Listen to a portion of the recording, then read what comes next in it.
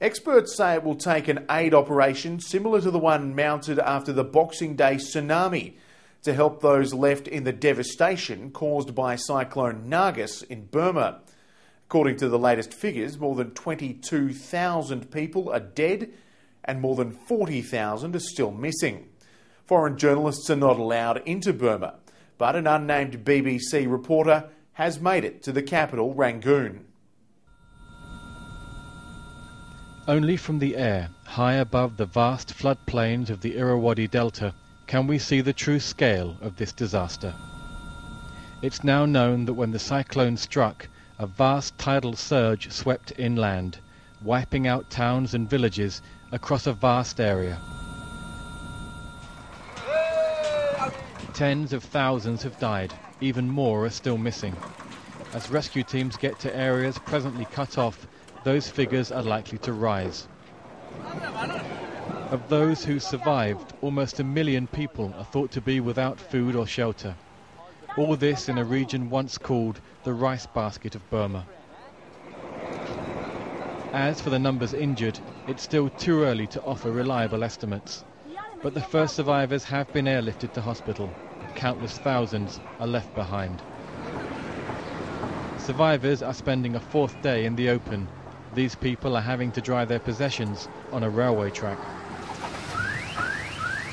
Much of this area's infrastructure lies in ruins. Harbours were destroyed, roads and bridges were smashed. The logistics involved are quite mind-boggling. There's going to be a need for significant amounts of trucks and boats, and it appears that many of the boats that we will need have been destroyed. We're looking at the scale of the tsunami here. This footage shows the moment the cyclone struck Rangoon, battering the most famous pagoda and the Royal Lake. We saw the evidence of massive destruction all around. Houses have been torn down, trees have been ripped from their roots, and the streets everywhere filled with evidence of the storm's terrible force.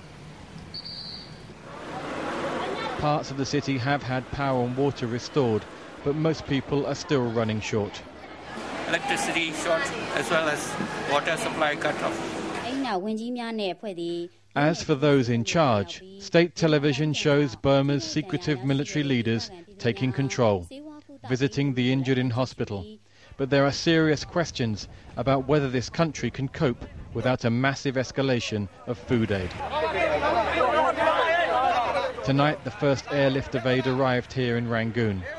Burma's military government has shunned the outside world for decades, but now they've been forced to ask for help. The operation here is makeshift. 4 days after this disaster, they're having to unload this first shipment by hand.